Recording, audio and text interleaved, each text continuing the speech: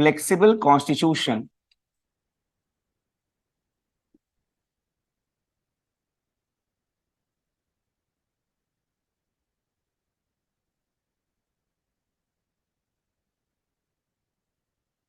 with few rigid provisions. Now here you say, when we use this word flexible and rigid, two words are here.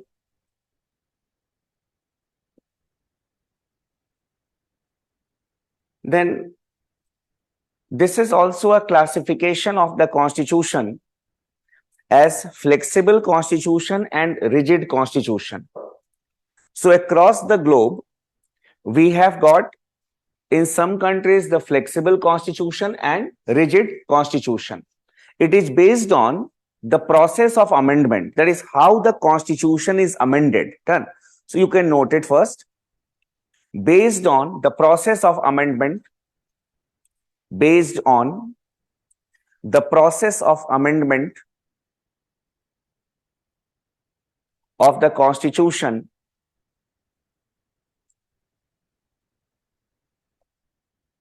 comma, the constitutions have been classified,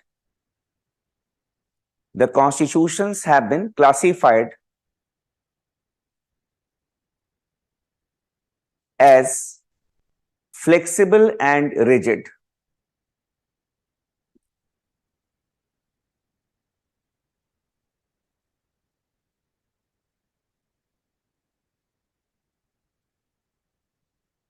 So it is based on the process of amendment. Now coming to the flexible constitution. A flexible constitution is that constitution which can be amended easily.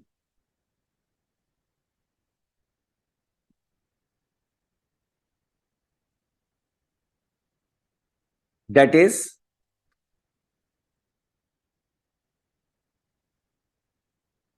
only by the central legislature.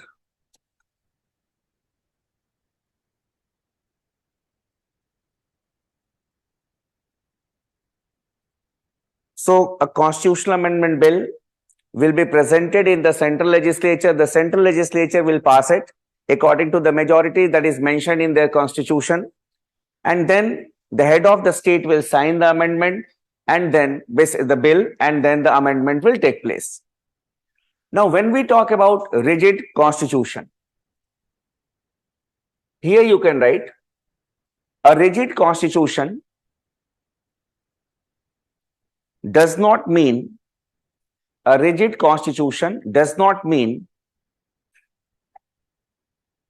that the provisions cannot be amended,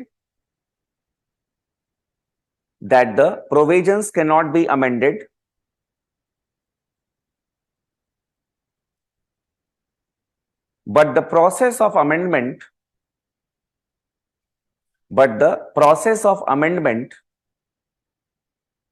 is a complex one.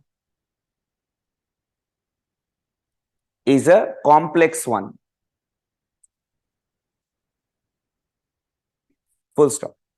After a constitutional amendment bill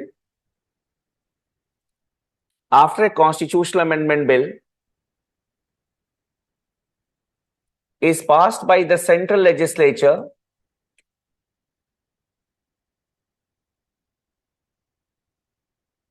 it has to be ratified by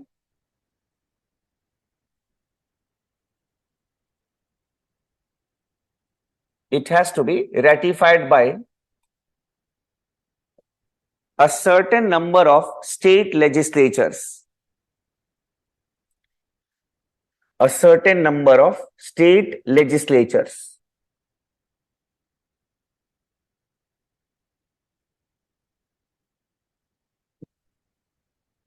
Now, when we talk about a flexible constitution,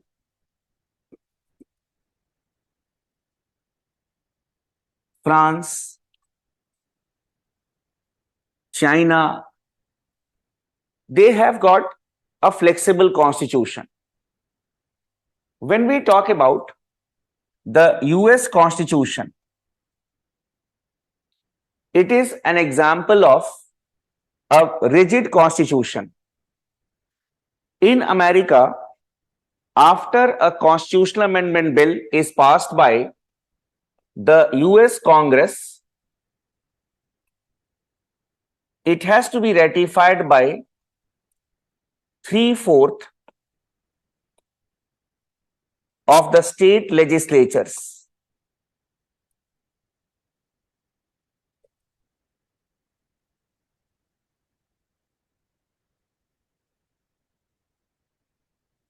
So it is not that the US Congress will pass a constitutional amendment bill and the constitution will be amended. After that, it has to be ratified by 3/4 of the state legislatures. How many states are there in America? 50. So what will be the 3/4 of 50?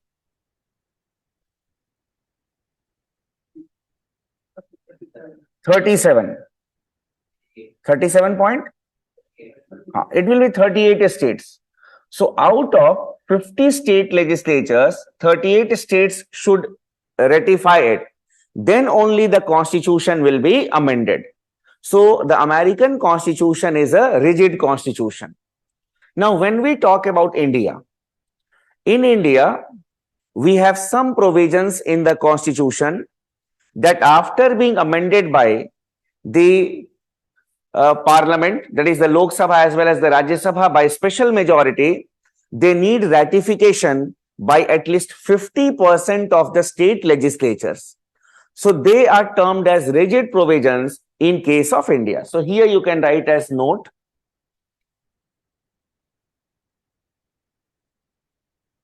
In case of India,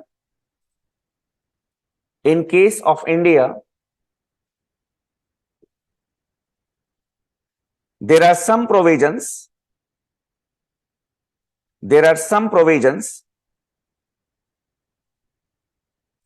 which after being amended by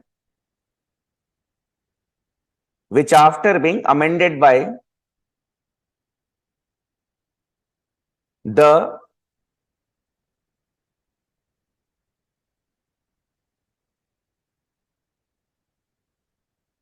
parliament, the houses of the parliament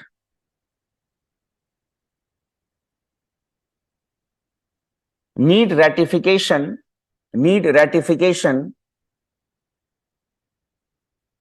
by at least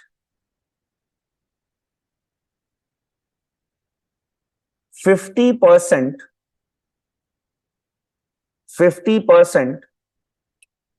or half of the state legislatures. 50% or half of the state legislatures.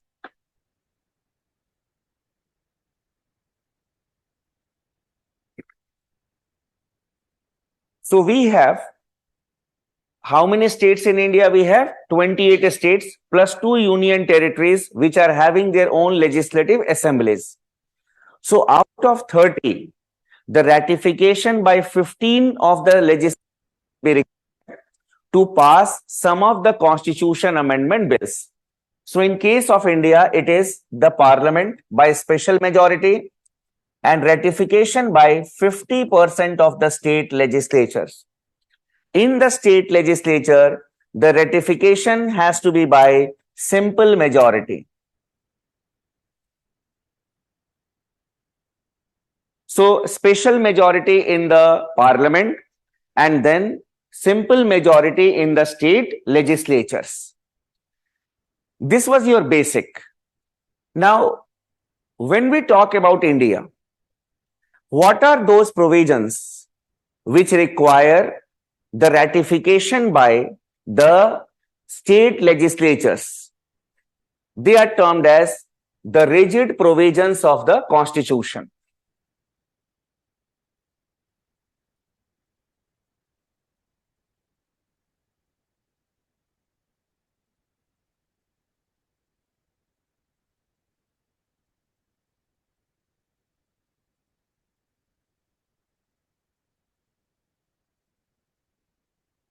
This is important from the prelims point of view.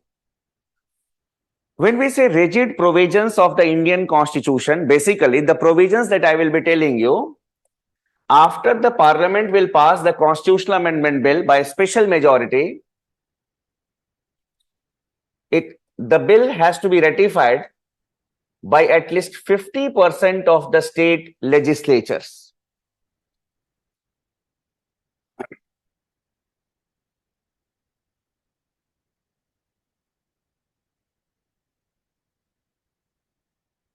Articles 54, 55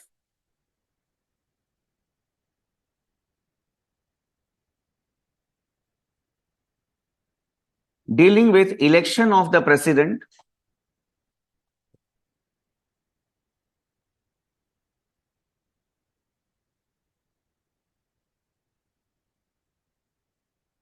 Article 73 and 162 dealing with the extent of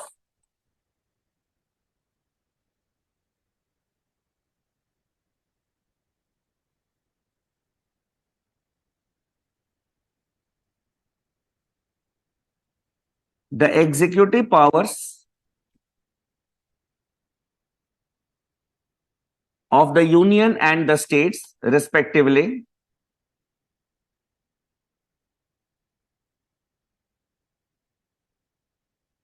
Then chapter 4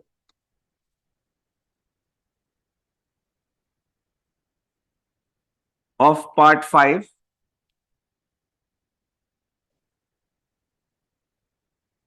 dealing with union judiciary, that is the Supreme Court.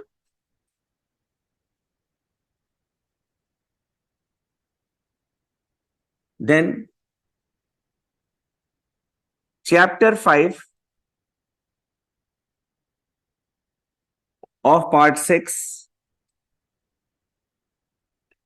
dealing with state judiciary,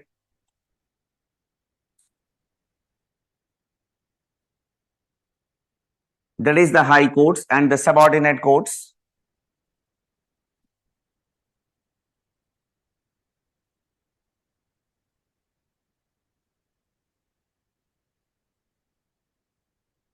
Article 241, high courts for the union territories.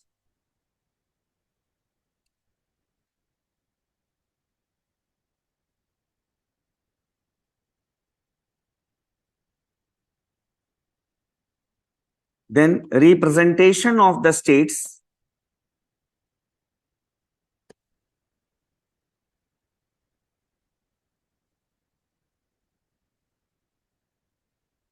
in the parliament.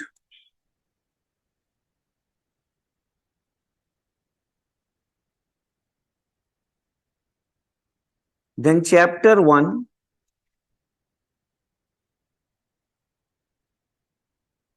of part 11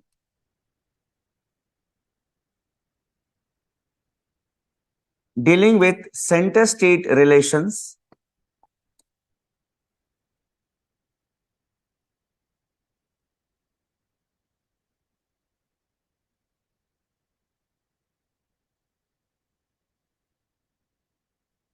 Then any list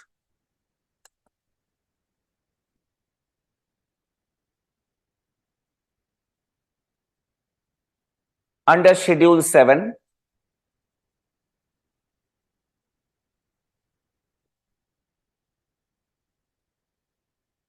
then Article 279A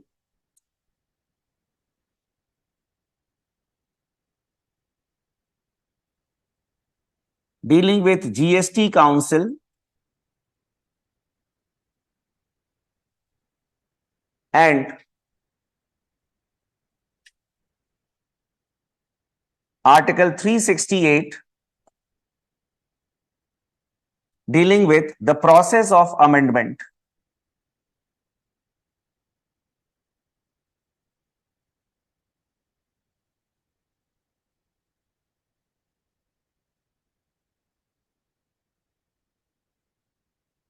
Of the Constitution.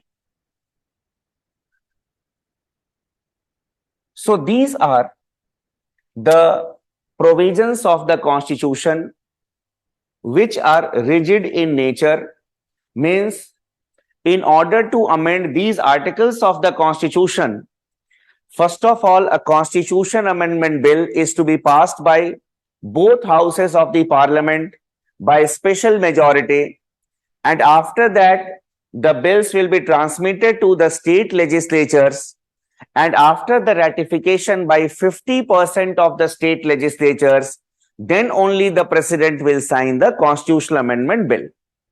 So they are termed as rigid provisions. So here you can write as note, rest all the provisions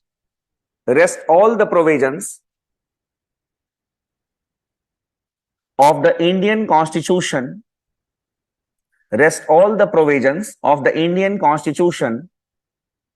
are flexible in nature,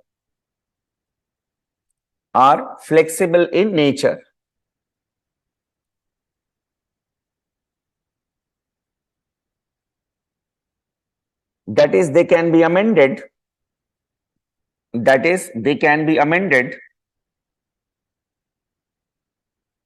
only by the Parliament.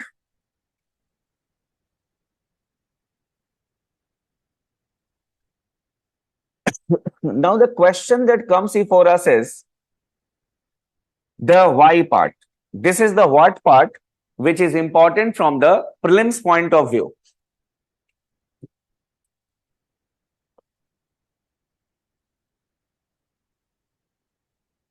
So in the prelims examination, such questions can be asked, that which of the provisions of the Constitution are rigid in nature?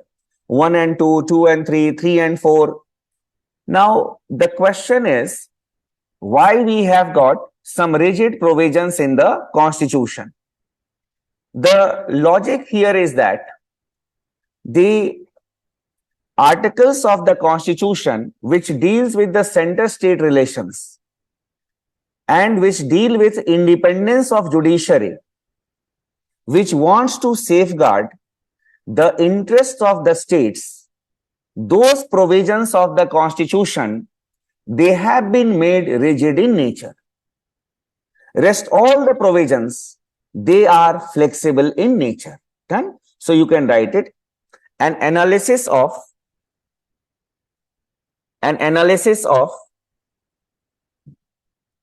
the rigid provisions of the Constitution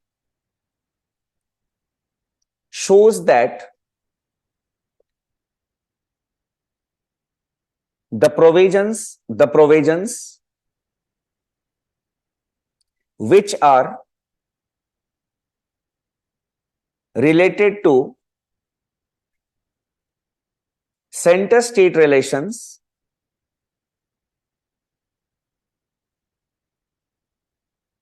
comma, which aim to protect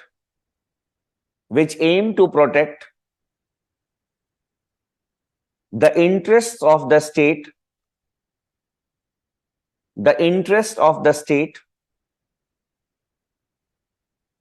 and which aims to maintain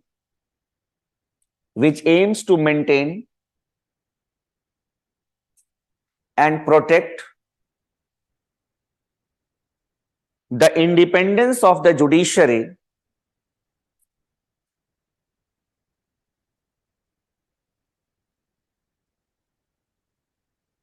have been made rigid in nature.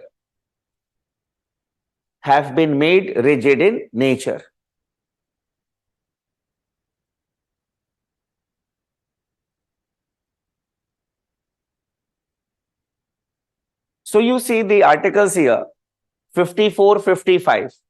Basically, in the election of the president, the states are also involved.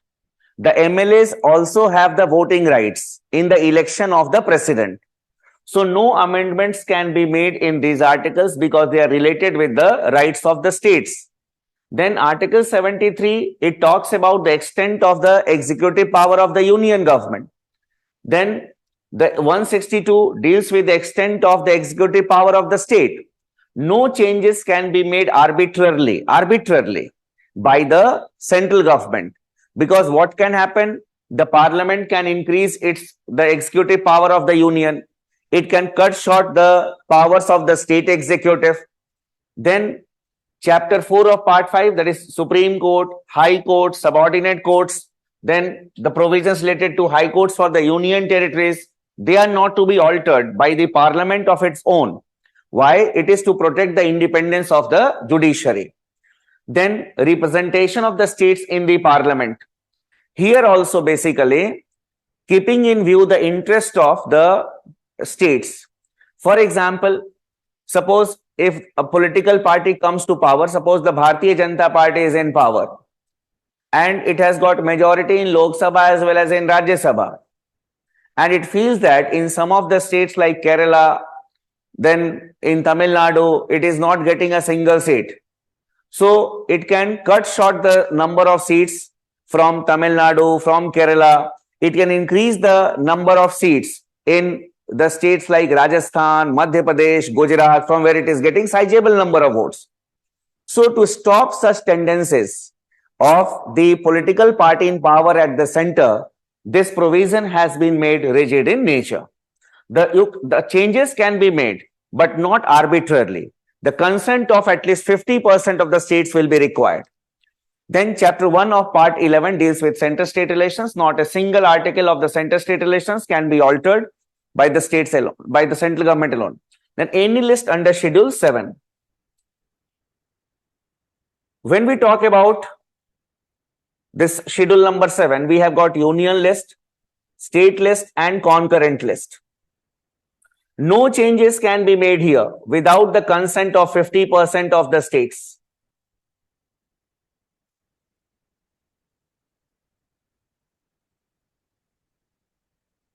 Otherwise, here also the same logic. The union government can increase the number of subjects in the union list or in the concurrent list. The number of subjects in the state list can be cut short. And then Article 279A, GST Council. GST Council takes all the decisions related to GST in the countries, including the GST, we can say rates, the special provisions for some of the states. And here, the states are also represented in the GST Council. No changes in the composition of the GST Council. The powers of the GST Council can be done arbitrarily by the central government. The states' consent has to be there because the states are also there in the GST Council. And then Article 368, the process of amendment of the Constitution. Now, how the Constitution will be amended? It is mentioned in Article 368. The type of majority that we had discussed in the last class, that is for the amendment of the Constitution, it is also mentioned in Article number 368. And Article 368 says that the following provisions of the Constitution, after being amended by the Parliament, needs the ratification by 50% of the state legislature. So it is mentioned in Article 368. No doubt Article 368 is silent on this descriptive part. It is just for your understanding that I have written. They have written down the article numbers like this mechanically. But I try to give it a human touch by telling you that, okay, what these provisions deal with. So these things have been written down in your Article 368. And Article 368 says that I am also rigid. Means you cannot amend me easily. Why? Because if Article 368 is not rigid, if it is flexible, then the central government can amend Article 368 that all the provisions of the Constitution can be amended only by the Parliament. And the whole Constitution will become a flexible Constitution. So Article 368 is also a rigid provision. That is the logic. So if someone will ask you that what was the need? So you should simply say that in a federal system, the independence of the judiciary has to be maintained. The powers of the state has to be protected. The interest of the state has to be protected. Keeping in our view that aspect, some provisions of the Constitution have been made rigid in nature. So your fundamental rights are also not rigid in nature. They are also flexible. They can be amended by the Parliament alone. So it is not partly rigid, partly flexible, as it is mentioned in the books. In some of the books, they have written the Indian constitution is partly rigid, partly, it is not partly rigid. It is a flexible constitution, because out of nearly 485, 490 articles, only these provisions of the constitution are flexible in nature. And most of the provisions basically are flexible, only these are rigid in nature. So it is more a flexible constitution than a rigid one. So it cannot be exactly said partly. We can say that it is a blend. It is a blend. Now, coming to another feature of the Indian constitution,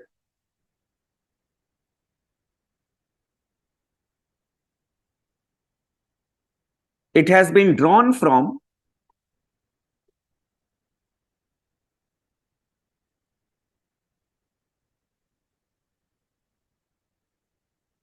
various sources.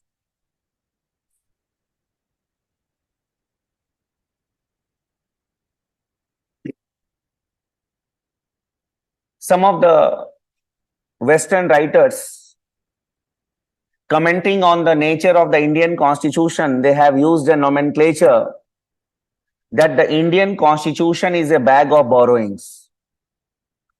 And not only this, some of the Indian textbook writers also, who cannot do some innovation, they also copy the same thing and say they themselves have borrowed that concept, and then they say Indian constitution is a borrowed constitution.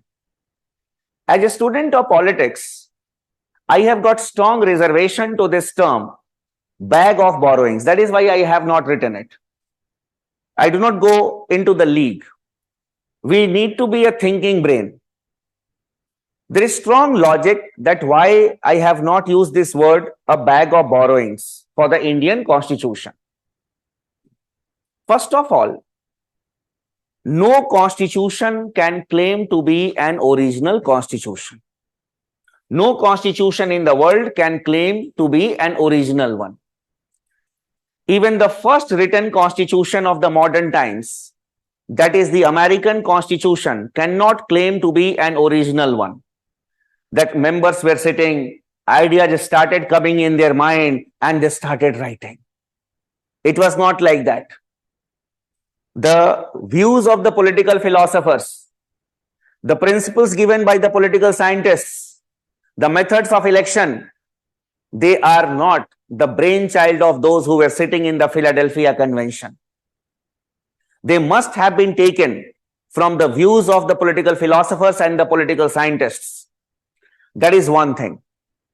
Then another thing, Constitution is not the patent of any country. Constitution is not the patent of any country, that you write a book and write C round copyright. It is not like that. So Constitution is not a patent of any country. It is just like a shirt. It is just like a shirt. For example, if I like the color, we can say color or the style of your shirt, I will go to the shop and I will purchase the same shirt.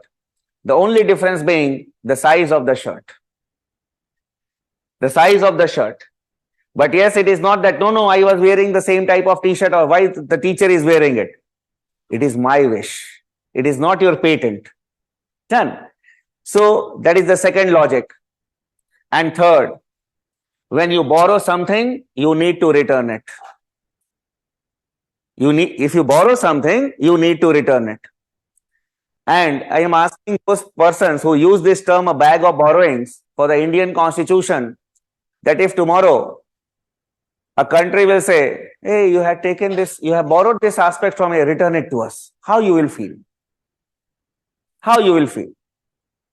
So basically, when you write something in a textbook, you need to write with some authority, and that has to be logical.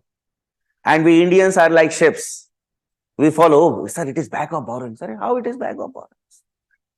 If I ask you to write an answer, so you will write an answer, then you will show it to me. I will say, what useless answer you have written. The introduction I had told you in the class, this is the quotation of some eminent person, and the conclusion that you have written, it was there in the article which was published the last day, it is a borrowed answer. Then how you will feel? And we keep on saying that Indian constitution is a borrowed constitution.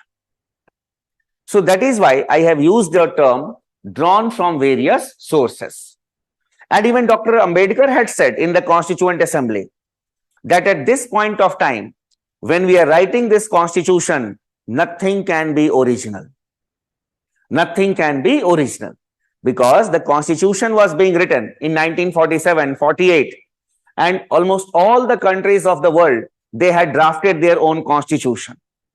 So nothing was left original for us. So he had accepted it, that at this point of time, nothing can be original. That is what was discussed in the Constituent Assembly. Now, we will approach it from two angles. One, from the mains point of view, a question that you need to prepare, and then from the prelims point of view, the sources, the important sources of the constitution. The question from the mains point of view, you can write it. How far it is justified, how far it is justified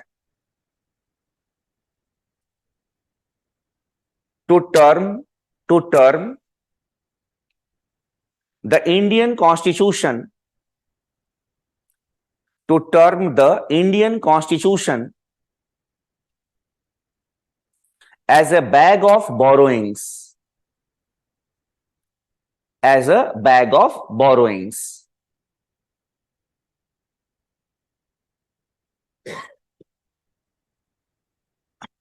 Now, basically, here you will have to, it is not a philosophical answer. You will have to write some facts, and then you will have to conclude to what extent, to some extent, to a large extent, because the question says to what extent. Now here, first of all, when we talk about the Indian Constitution, what we'll have to cite some examples. For example, you say, when we talk about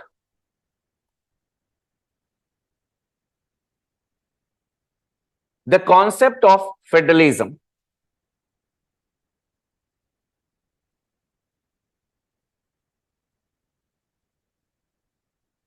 first let us understand it, that I'll make you to write certain things.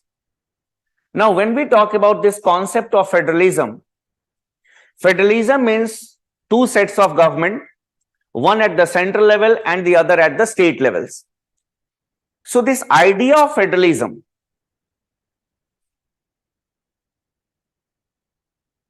that there should be two sets of government, it was taken from the Government of India Act 1935.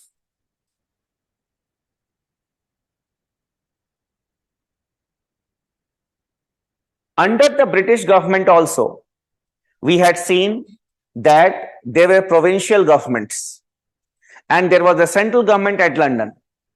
So the Indians were aware that two sets of government exist. One, the central government at London, and then we had got provincial governments. Elections were held under the Government of India Act 1935 for the provinces also. It means that we were aware about the two sets of government. But we did not follow the American model of federalism, even though America is considered as a role model. The simple logic was that if we would have followed the American model, then we would not have survived as a nation. Because our condition is something different than America. In our country, there is diversity. We are having a plural society. From Kashmir to Kanyakumari, if you see, the whole country is divided in the name of religion, language, caste, regional, we can say, aspirations are there. So that is why our constitution makers started searching for a model where we can find such an aspect of diversity. And our constitution makers came across the Constitution of Canada. Canada is a multicultural society. And in a multicultural society, what type of system we need to have? So in Canada, they have got a federation with a strong central government. So keeping in view the diversity, we followed the idea of a federation with a strong center.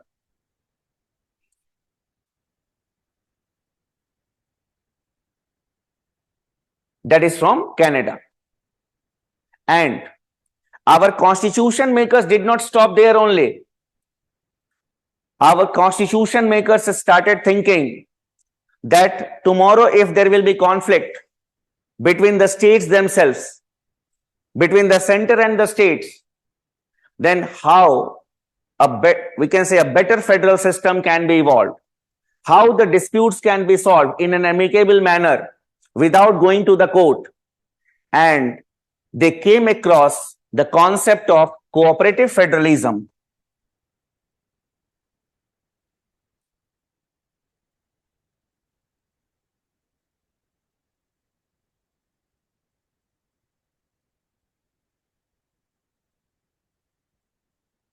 Australian Constitution provides for some mechanism, that is how the cooperation between the center and the states can be evolved.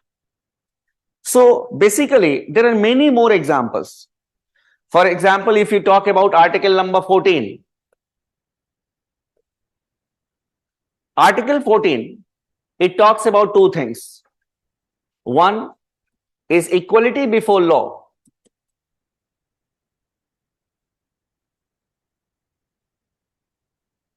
And equal protection of laws.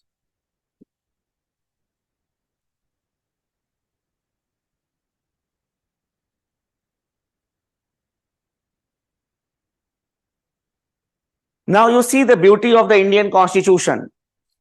One aspect, that is equality before law. It means that all are equal in the eyes of law. Whether a person is rich or poor, it hardly matters. So the law will treat everyone equally. It is taken from the UK Constitution. On the other hand, if we follow only equality before law, then complete justice may not be possible, because sometimes there are the different circumstances for the same crime.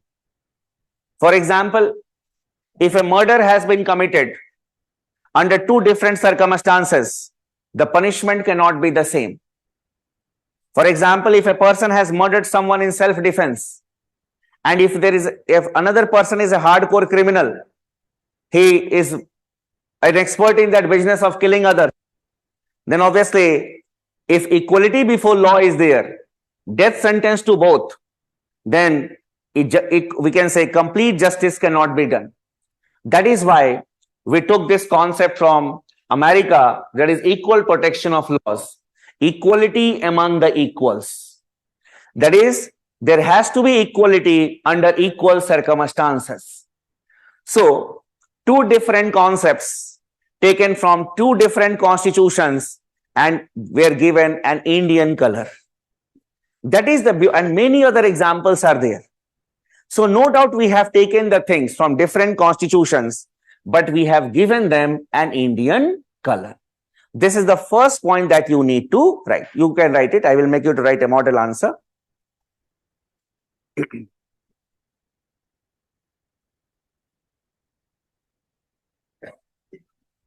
No constitution in the world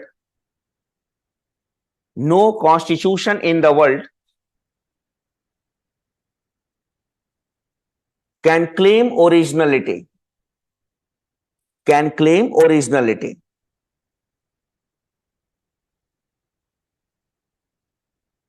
The ideas must be taken from the political philosophers,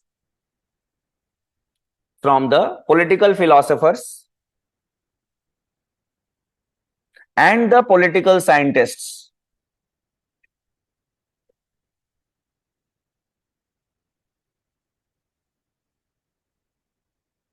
Full stop.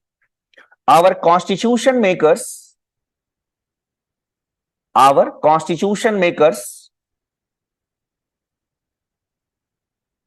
went through the various constitutions,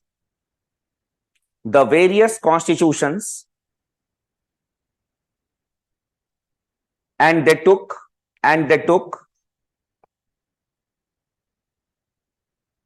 various provisions from them,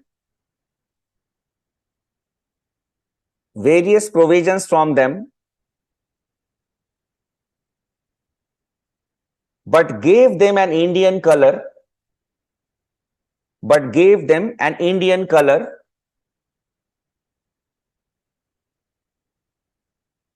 according to the needs of the people,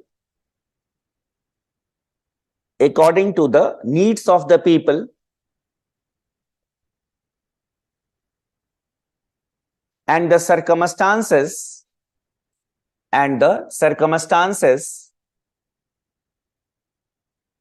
prevailing in the country.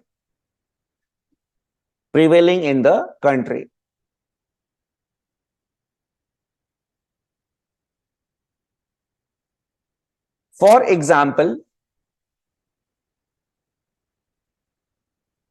the idea of federalism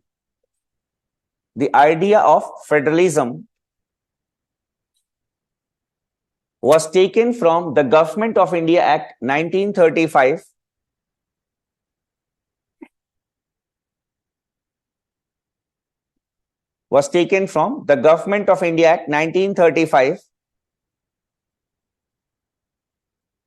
keeping in view, full stop के बाद लिखना, keeping in view the diversity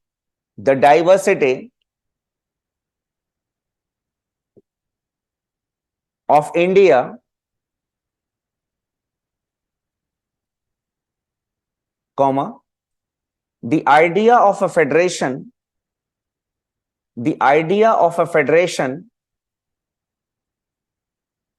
with a strong center,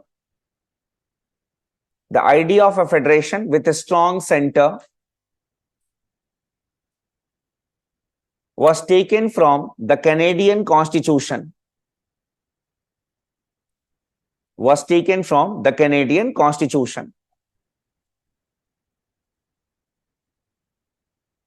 And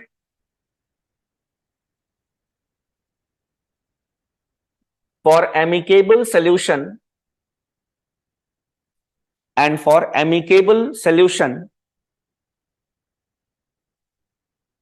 of disputes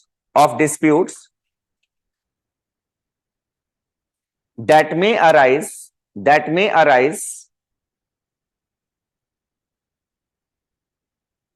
between the center and the states,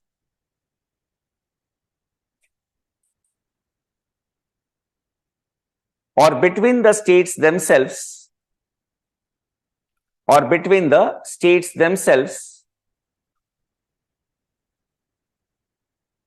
the idea of cooperative federalism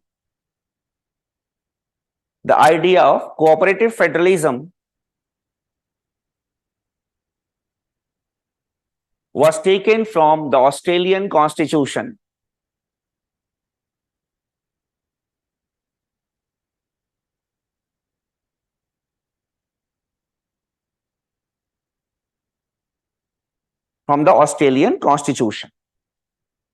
So this is the first part of your answer. Your answer has to be multi-dimensional, because when you analyze the answers, so answer has to be multi-dimensional. So this is only the first dimension, and you are not supposed to write too many examples only under one point. Then this is the first point. We have taken the aspects but given them an Indian color. But there are some provisions in the Constitution which have been taken from a constitution and which has been incorporated in the Indian Constitution without any change. So that also you will have to mention, because the question says to what extent. So what are those provisions? So in the next paragraph you can write, there are some provisions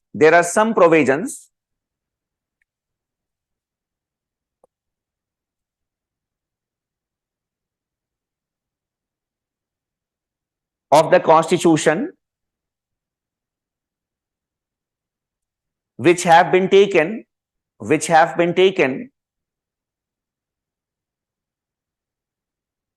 from the other constitutions and have been incorporated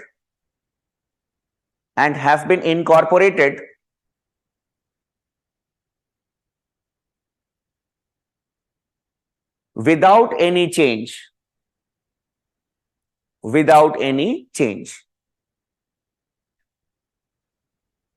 For example,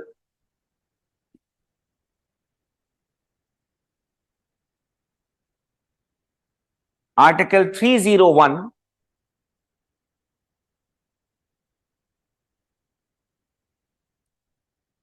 providing for freedom of interstate trade,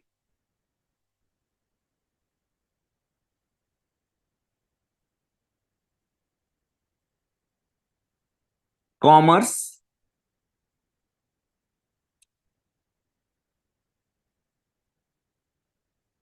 and intercourse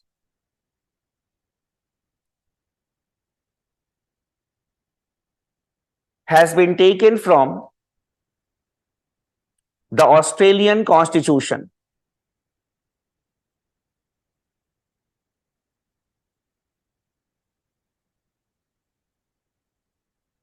And incorporated without any change.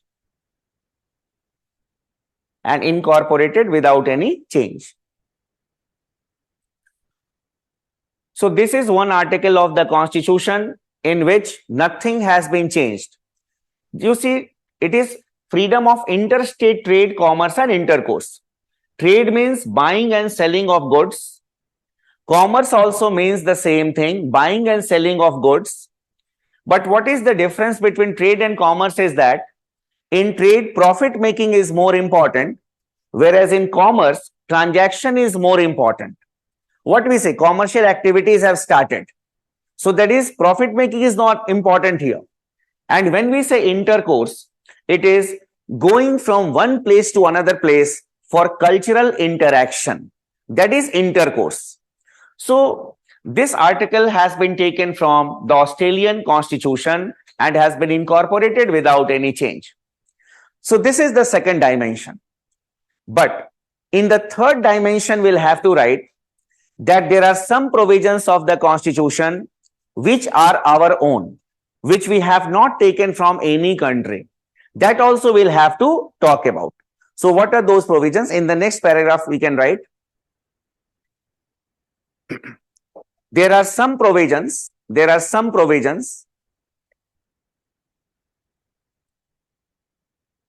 of the Indian Constitution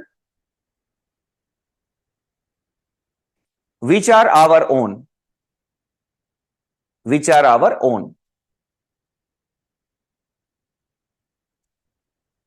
For example, the abolition of untouchability,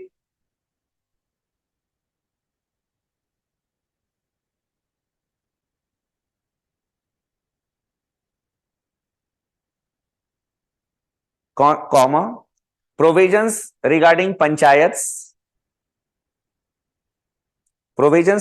panchayats,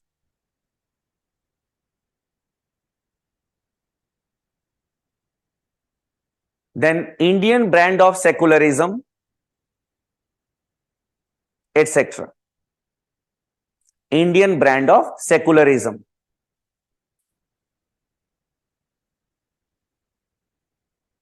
Etc. So we have not followed the Western brand of secularism, we have followed the Indian brand of secularism, which is different from the Western concept of secularism.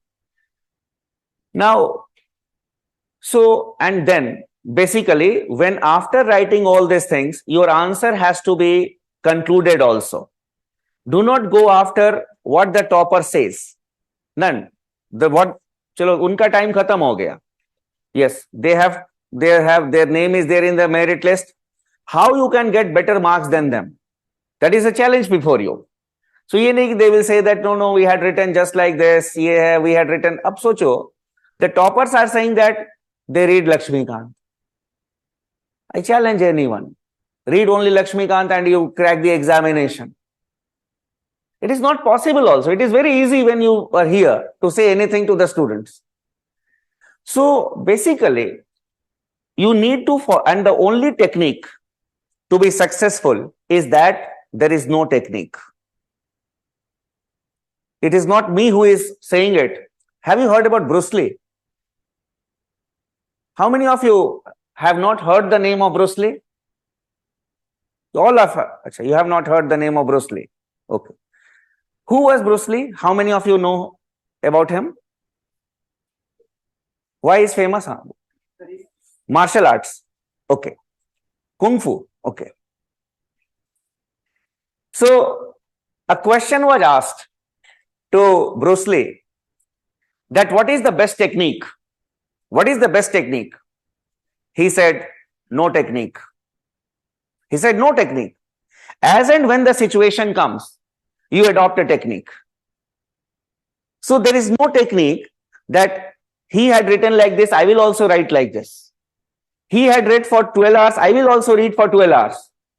Everyone is a unique personality. Every one of you are unique. You can develop your own strategy according to your strength and your weaknesses.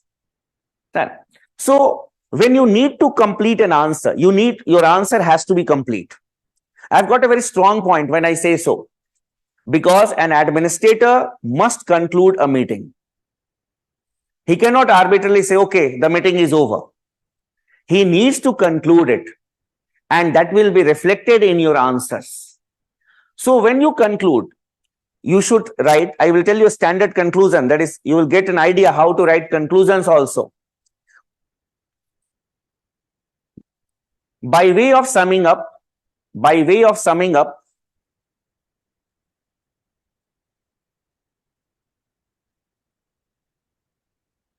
or on the basis of the above analysis, or by way of summing up,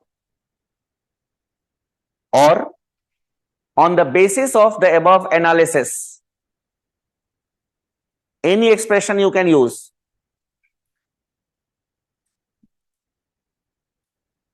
We may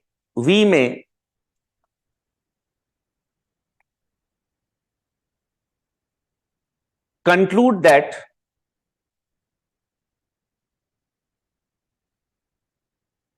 the Indian Constitution may be termed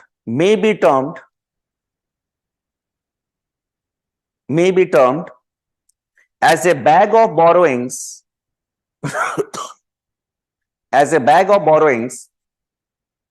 to some extent.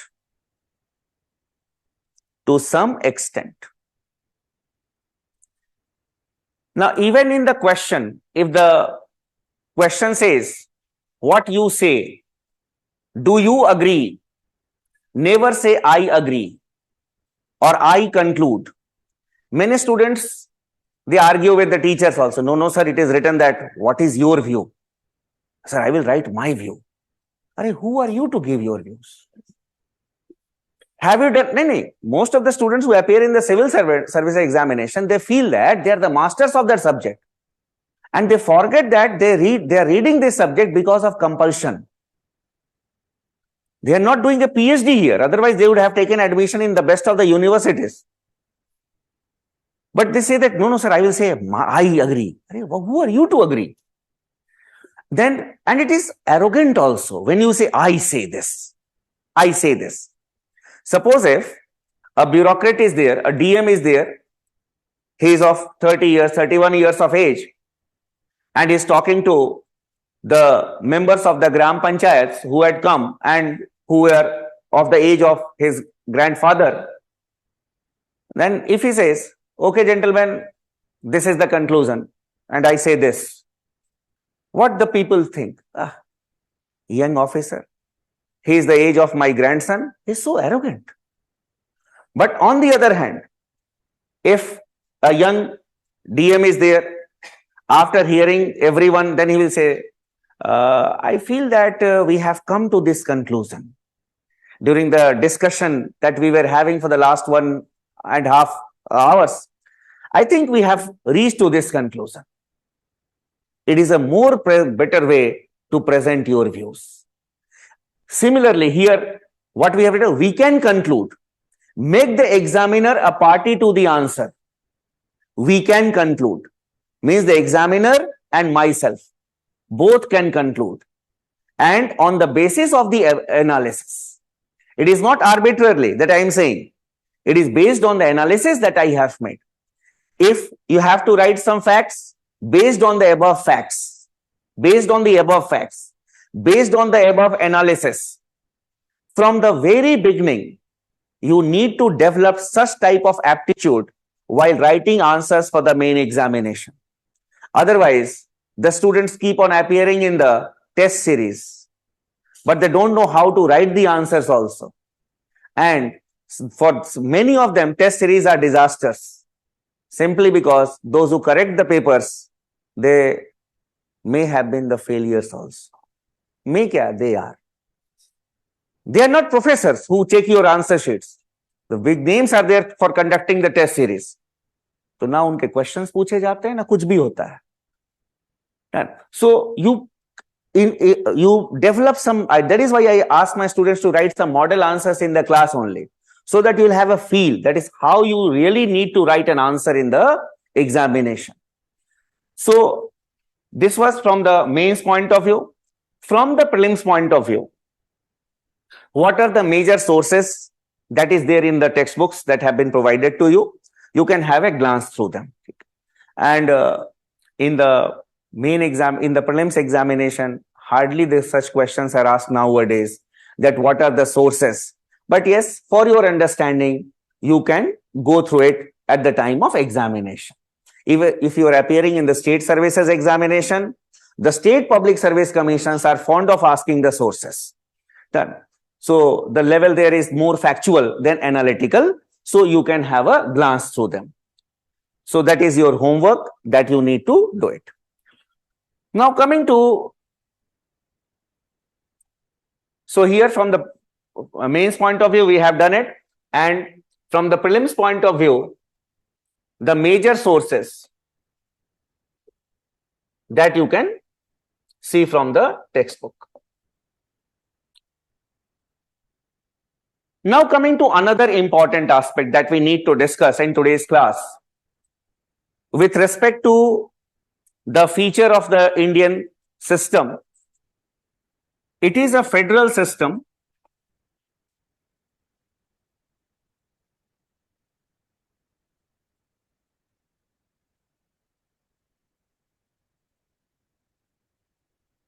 With strong unitary features.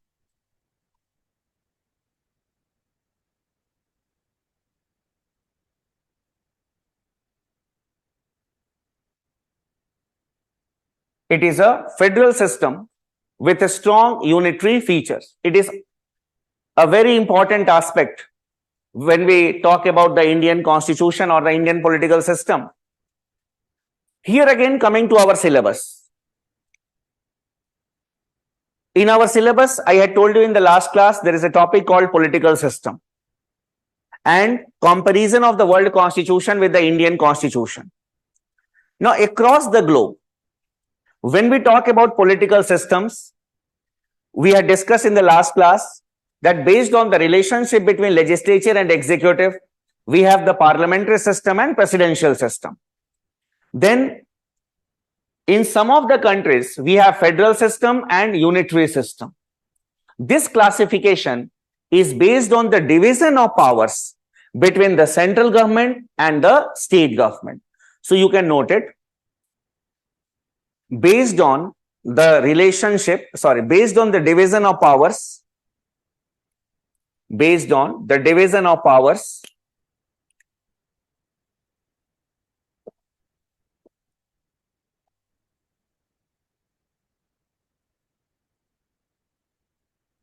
between the center and the states, between the center and the states,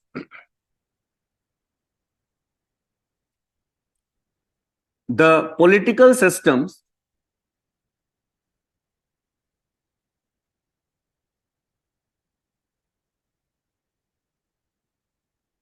the political systems have been classified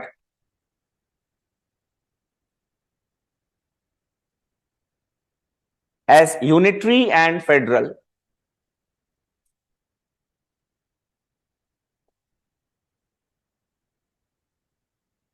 Underline, based on the relationship, based on the division of powers between the center and the states. So how the power will be divided between the central government and the state government? We can have unitary states and federal states. First of all, in a unitary system, there is concentration of powers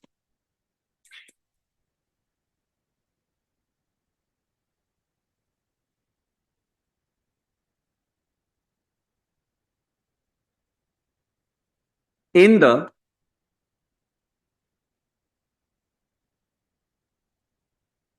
central government.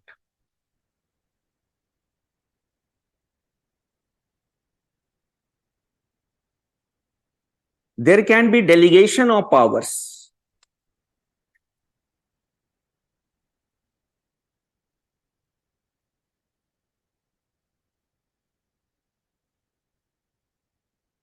On the other hand, when we talk about a federal system,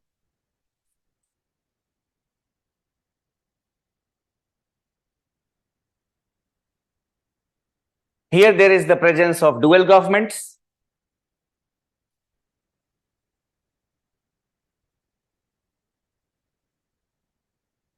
Union or the central government,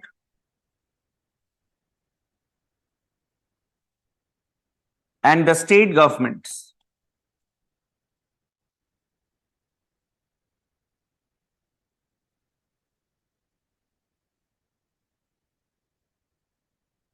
There is decentralization of powers.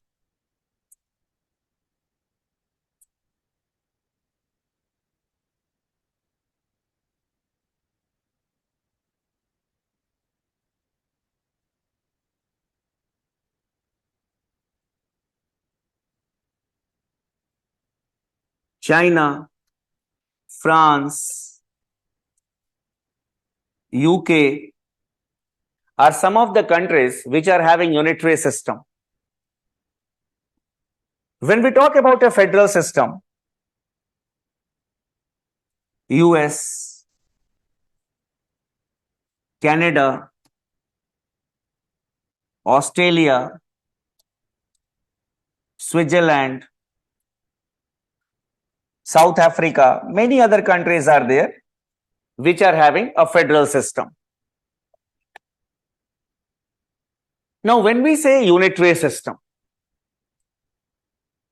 will not mean that there will be no states. States will be there, but the powers will be concentrated in the central government. For example, suppose this class is an example of a unitary system, and you people are the states and I am the central government. Then constitutionally, all the powers will be concentrated in me. If I wish, I can delegate some of the powers to you. That okay, you can exercise my powers, you can exercise my powers, you will have this much of power of taxation, you will have this much of power of taxation. And if I wish, I can take back the powers from you. This is, we can say, unitary system. On the other hand, if we talk about a federal system, my powers and your powers, they should be clearly defined, that these are the powers of the state and these are the powers of the central government. In unitary system, the states, their power depends on the mercy of the central government. For example, practical example I am giving you, United Kingdom. In United Kingdom, there is Scotland, there is Northern Ireland, and there is Wales. All have got their assemblies also. But the power is concentrated in the central government at London. And if the central government at London wishes to delegate the powers, it delegates certain powers at some point of time. If it wishes, it takes back the powers from the units. Similarly, in China also, they have provinces, they have autonomous regions. So, but the power is concentrated in the central government at Beijing. On the other hand, here in a federal system, what are the powers of the central government? What are the powers of the state government? There is decentralization.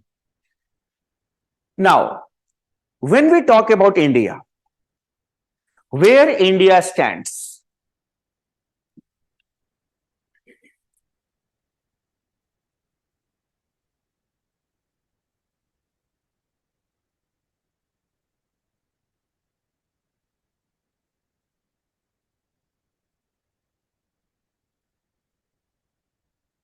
the drafting committee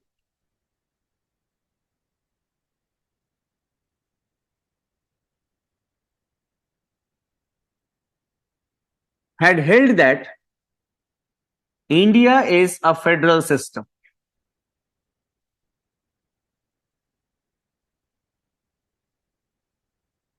A federal system. On the other hand, a political scientist, Professor K.C. Ware,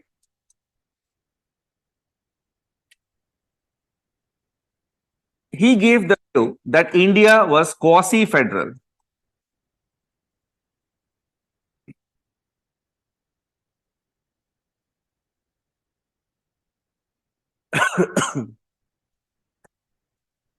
Quasi means semi-federal. Now, you see that the drafting committee said that the constitution is federal, so that is why India is federal. So the committee which had drafted the constitution of India, it says that India is a federal system. And a political scientist who looked into the working of the Indian federal system, he says that it is semi-federal, it is not quasi-federal, it is not, we can say, completely federal. Now, in social sciences, the views are not wrong, because a student will definitely get confused, because the drafting committee says federal system and Professor Casey, where he was a political scientist, he says quasi-federal. But I said that in social sciences, views are not wrong. You'll have to understand the context in which the views have been given. So to understand it, that in what context the drafting committee had held that India is a federal system, in what context Professor K.C. Ware had held that India was quasi-federal. For that, we will have to understand the essentials of a true federation.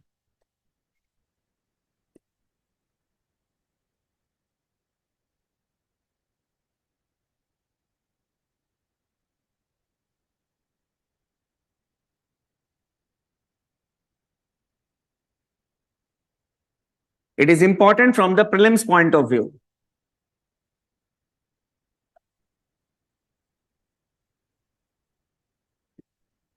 First,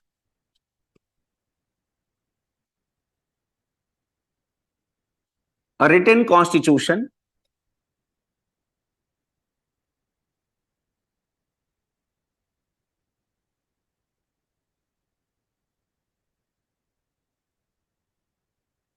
Supremacy of the constitution.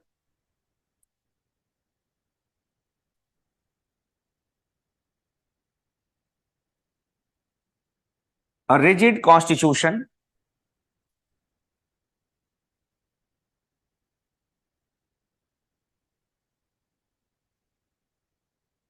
Division of powers.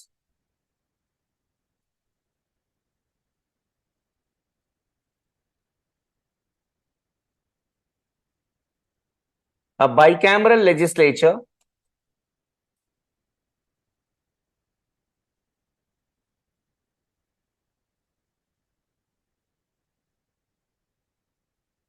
An independent judiciary.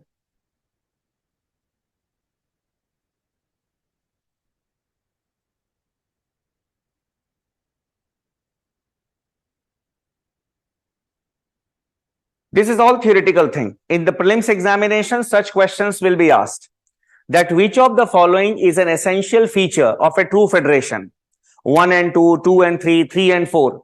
So only this sixth one. You are not supposed to apply your mind there. कि नहीं sir, ऐसा भी हो सकता है. Then it is not like that. And basically what in the examination they do, in place of independent judiciary, in the question it will be committed judiciary. So basically such type of changes can be made here in this point. Now, when we talk about the essentials of a true federation, it must have a written constitution. Why? Because if the constitution is not written down, then where the powers will be demarcated, where the powers will be written down. Because in the absence of written laws, obviously things will go here and there. The central government will ask where it is written that these are not my powers. The states will ask where it is written that these are not my powers. There will be clash.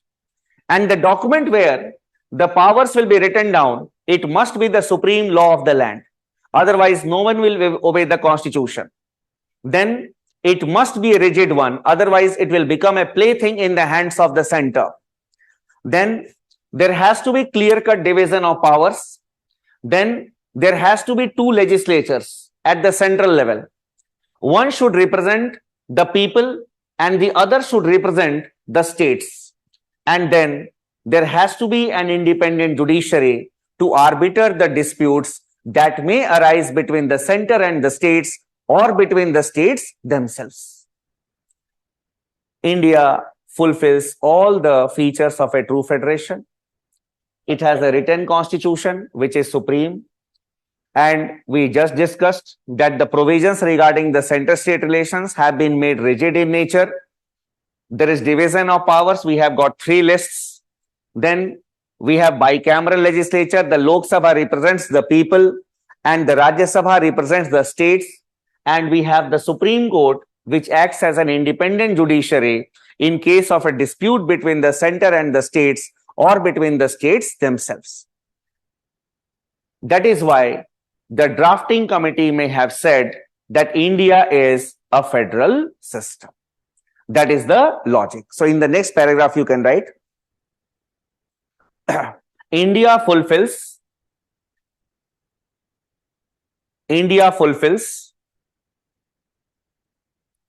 all the conditions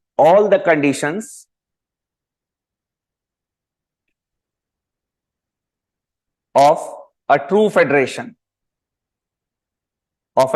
federation.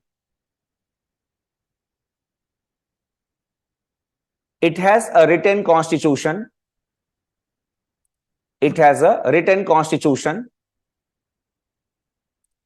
Which is supreme.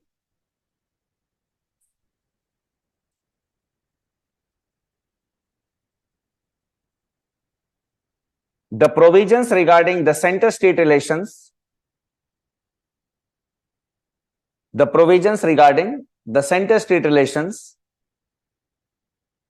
are rigid in nature.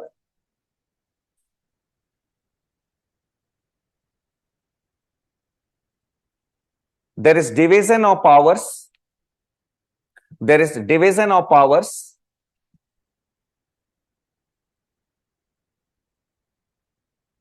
In the form of 3 lists.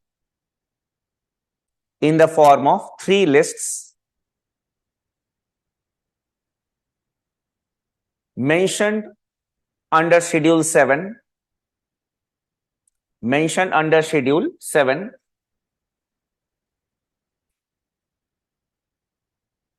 There is a bicameral legislature at the center.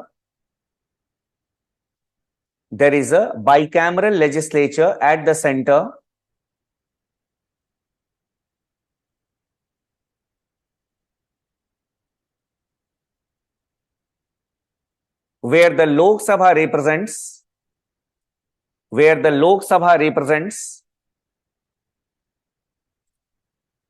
the popular will. The Lok Sabha represents the popular will.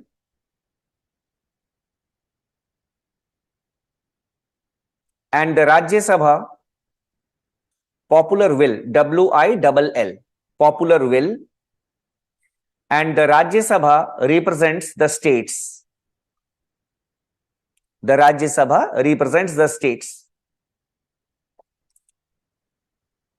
and the Supreme Court acts as an independent arbiter of disputes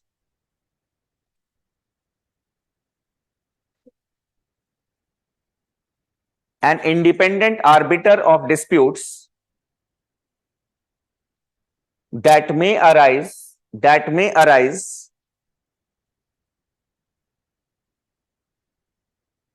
between the center and the states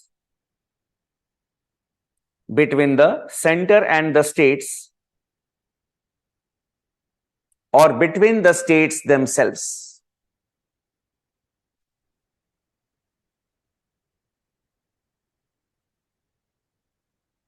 So this is the first point. That is why the drafting committee may have held that India is a federal system.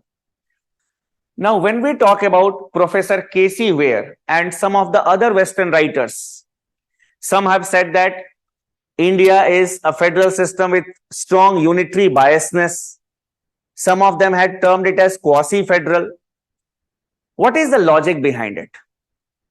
Here, what we have seen is that those who say that India is having a quasi-federal system or it is a federal system with strong unitary biasness, they have taken into consideration America as the role model of a federal system. That America is the role model. These conditions are there in America. It is not there in these countries, so they are not truly federal system. For example, in America, they have dual constitution. In India, we have a single constitution. In America, they have got dual citizenship. In India, we have got single citizenship. Not only this, we have got various other distinctive features. It is not a criticism. We have adopted it, keeping in view the diversity. If we would have adopted the American model, our nation would have shattered because we have diversity. We need to keep the country together. That is why we have got some distinctive features which are not there in the American system.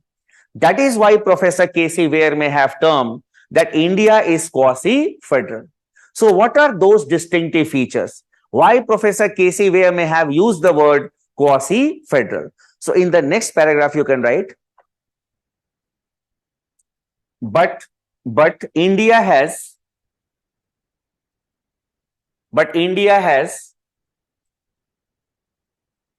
some distinctive features.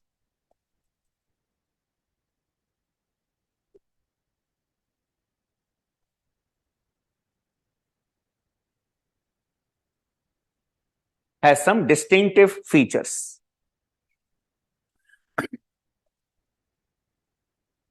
You can write in points. It has a single constitution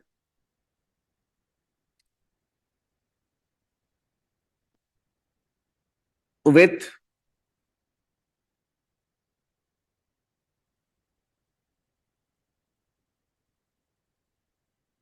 single citizenship,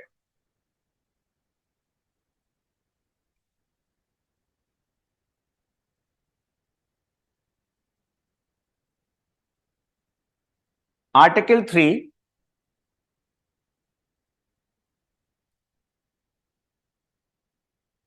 authorizes the Parliament to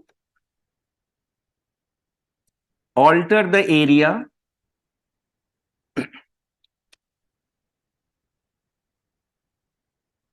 or boundary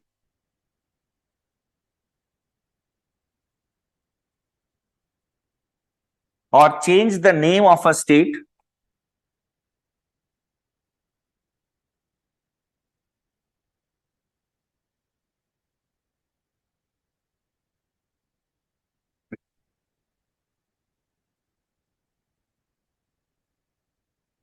in other words,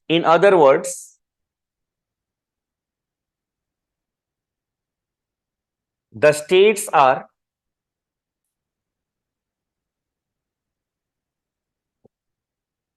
at the mercy of the Union government. This will be discussing in the coming classes, that how a new state is created. The consent of the state is not required. If tomorrow the parliament decides that UP will be divided into 3 parts, Maharashtra will be divided into 2 parts, then obviously the parliament can go ahead with that. The consent is not required. So that is we can say a unitary feature. Then next,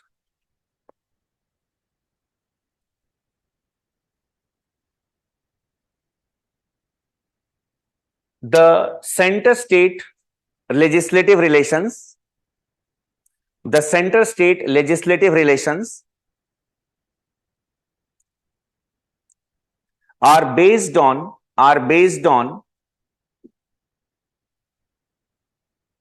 the three lists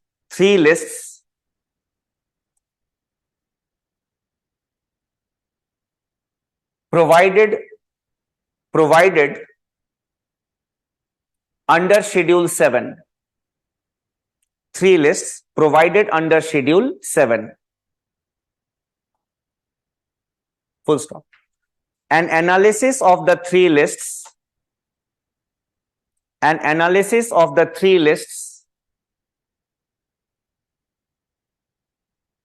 shows that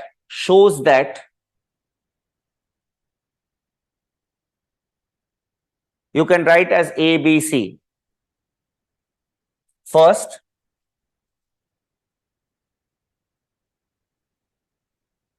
more number of subjects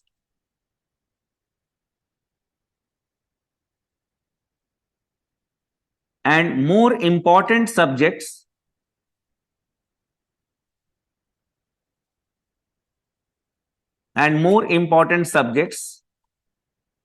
are in the union list.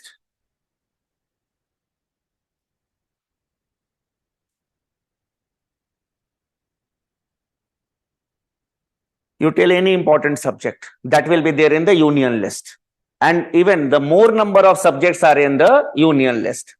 Then secondly, in case of concurrent list, if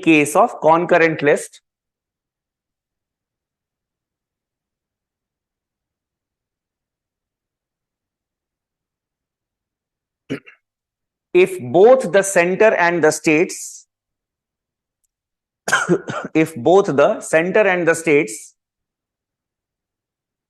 make a law on the same subject,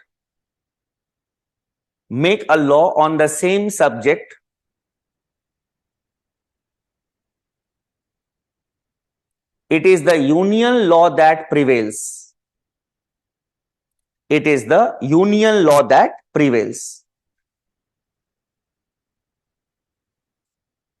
So on a subject in the concurrent list, both the central government as well as the state governments can make laws.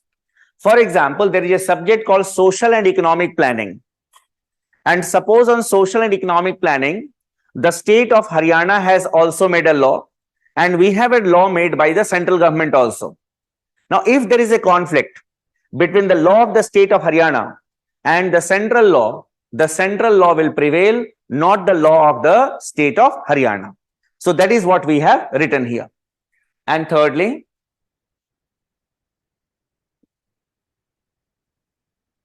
residuary powers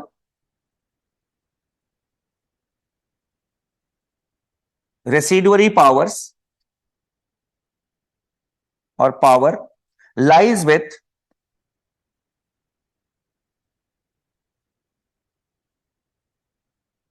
the union government.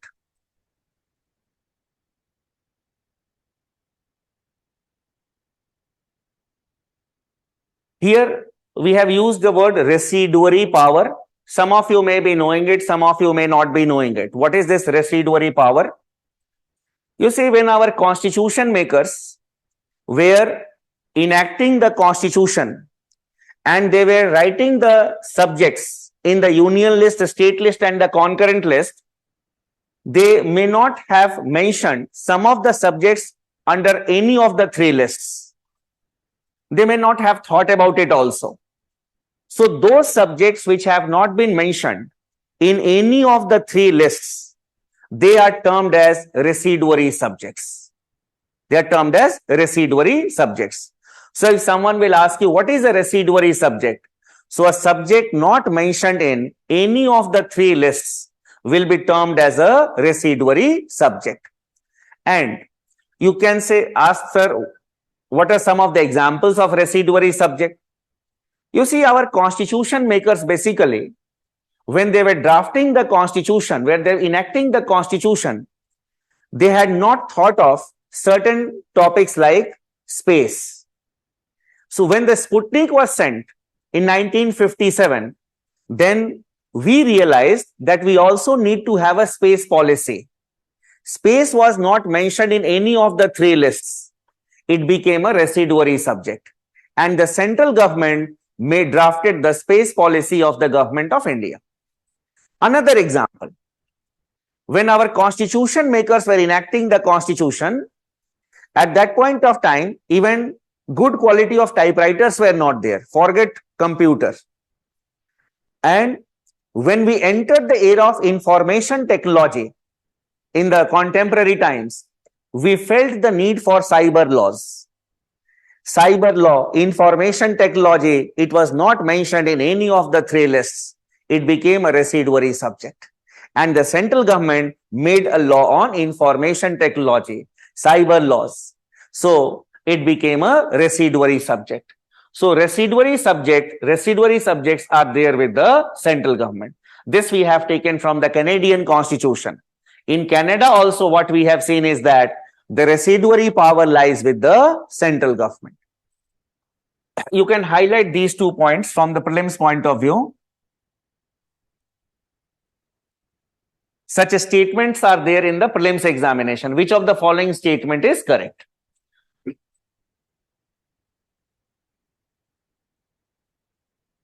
Then, next, 4th point you can write here. Under the following special conditions,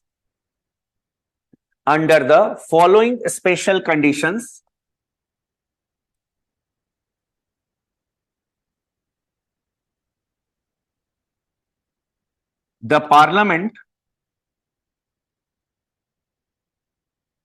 can make a law on a state subject.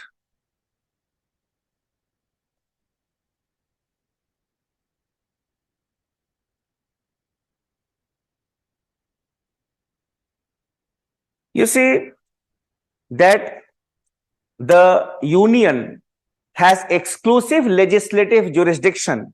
Exclusive legislative jurisdiction means exclusive law-making power over the subjects mentioned in the union list. Under no circumstances the states can make a law on that subject. On the other hand, if we talk about the states, under normal circumstances the states can make laws on the subjects in the state list. But there are some conditions under which the Parliament can make a law on a state subject. This is also important from the prelims point of view. First,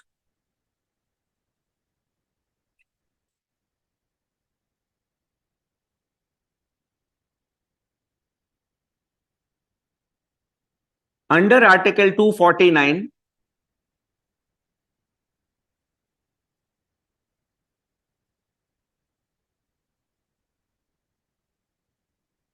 on the authorization of the Rajya Sabha. On the authorization of the Rajya Sabha.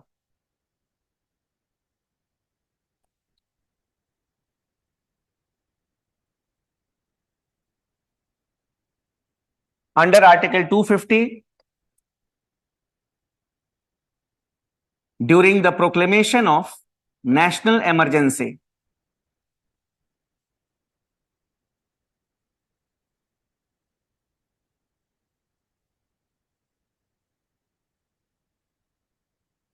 during the proclamation of national emergency. So when there will be national emergency, the state list becomes concurrent list. And when the state list become concurrent list, the parliament can make a law on any subject in the state list. Then under Article 252, on the request of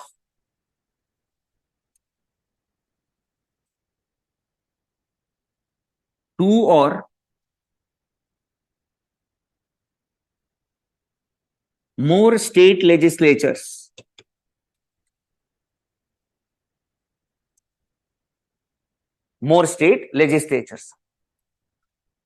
Suppose if the legislatures of two or more states, they pass a resolution requesting the parliament that you make laws on agriculture, which is a subject in the state list, then the parliament can make a law on that subject. So if two or more states they request, but such a law will be binding only on the states who have requested for it. Suppose if Chhattisgarh and MP have requested for a common law on a subject in the state list, that law will be binding on the states who have requested for it. The other states can also follow that law if they feel that the law is good, but it will be binding on the states who have requested. Then under Article 253,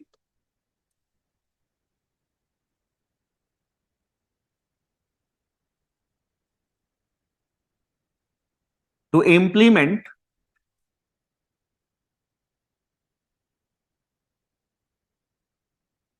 an international treaty or an agreement,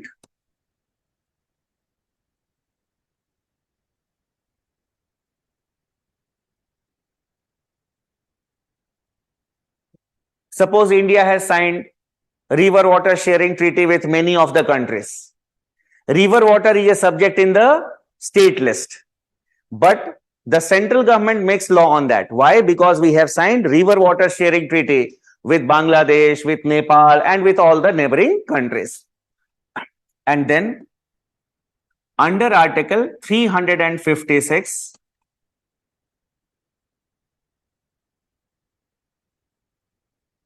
during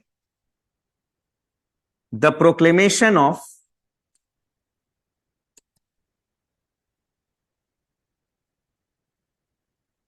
state emergency,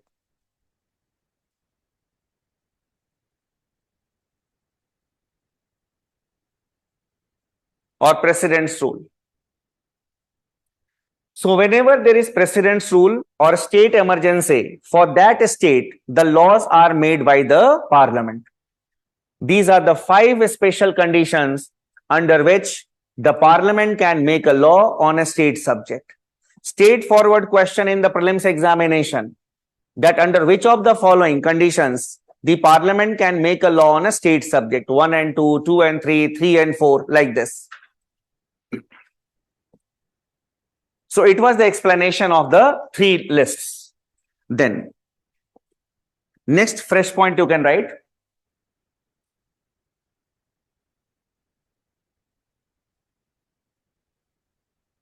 The governor who is the executive head,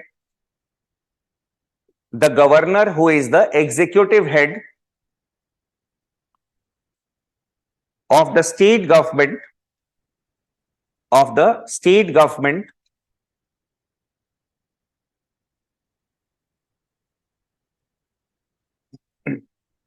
is appointed by the center, and is not responsible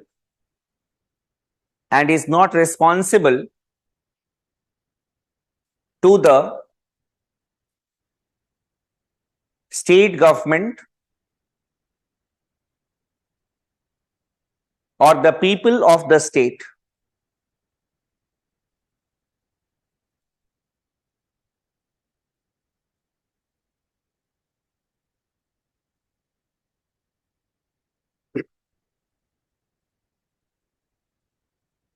Then next, the officers of the All India Services.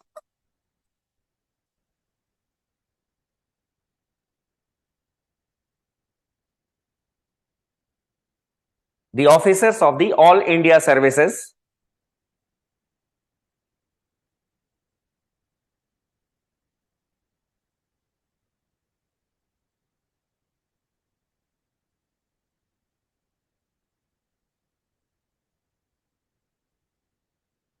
Indian Administrative Service, Indian Police Service, and Indian Forest Service. These are termed as All India Services. So the officers of the All India Services are appointed by the center,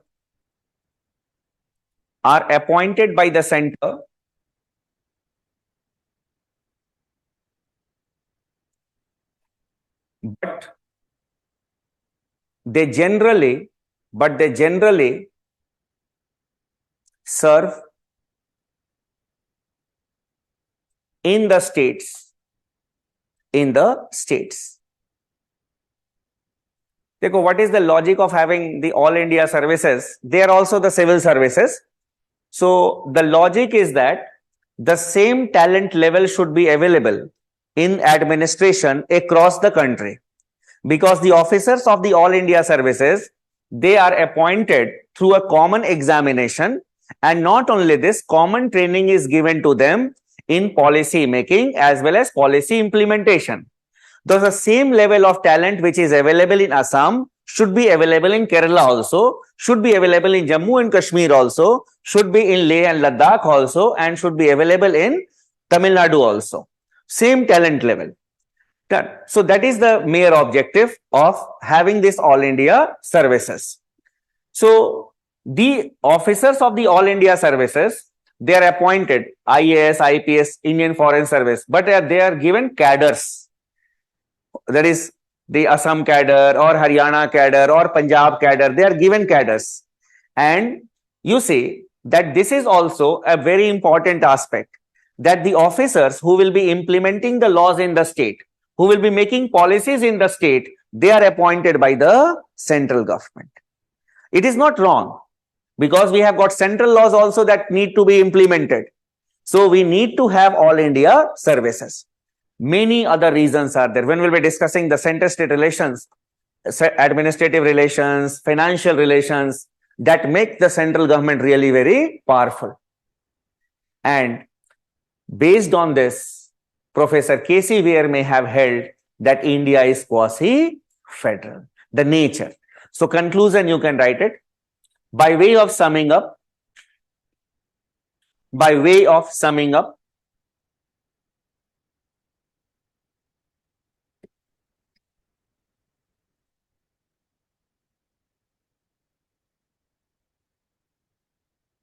we may agree with Professor Alexandrovich. We may agree with Professor Alexandrovich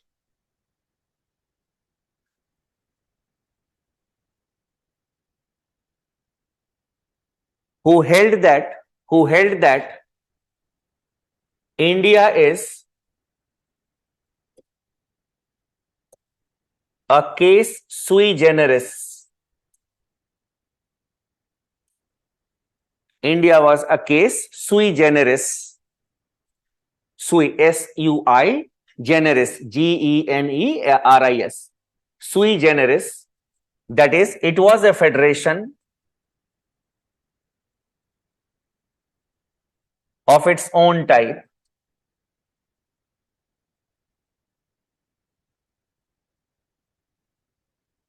Federation of its own type.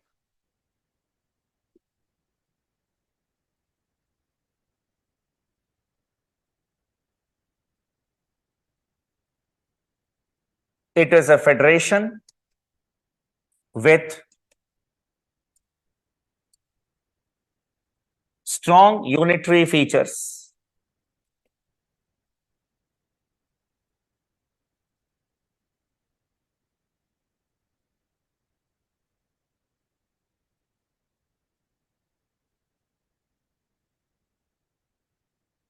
Done. UPSC is very fond of asking questions on federal nature of Indian Federation. So even if you are to write in 150 words, obviously you have got enough to write in the examination. There can be another question in the main examination based on the discussion that we had. The question you can write: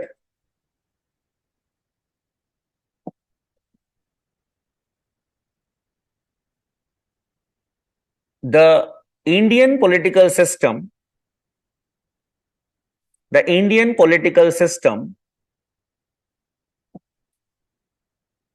is a blend of extremes.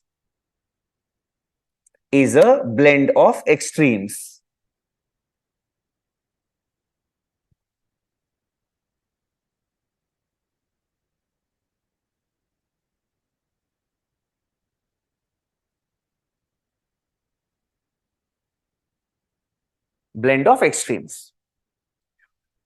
These are unplanned questions.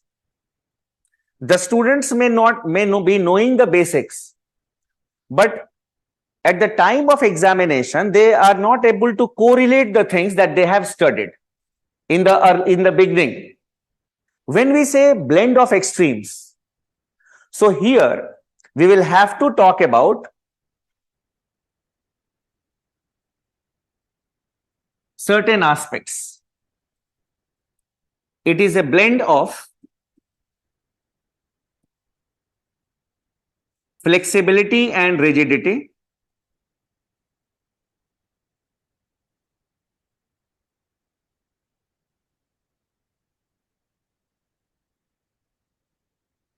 and secondly, it is a blend of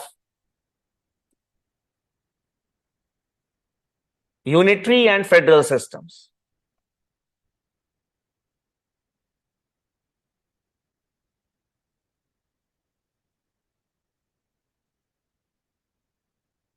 So in the main examination, you need to keep your nerves very cool. You'll have to correlate the things. ये नहीं कि जो आप पढ़े होगे ना, that exactly the same question will be asked. The questions will be there, the things that you have developed and understanding, but you'll have to keep your nerves under control, and you'll have to think, and then you should frame your answers in the main examination. So even if you write these 2 points, if you need to write in 150 words, then 75 words here, 75 words here. Your answer is done. And then we can, on the basis of the above analysis, we can say that the Indian Constitution is a blend of extremes. Your answer is done. The questions are not difficult. The thing is that at the time of examination, we think here and there. We go here and there. But you'll have to very much focused also in the examination. Such type of questions can be asked from here. And questions related to federal structure, the question related to the other aspects that we have discussed may be asked in the examination. Now, so these were the basic things, the features of the Indian Constitution.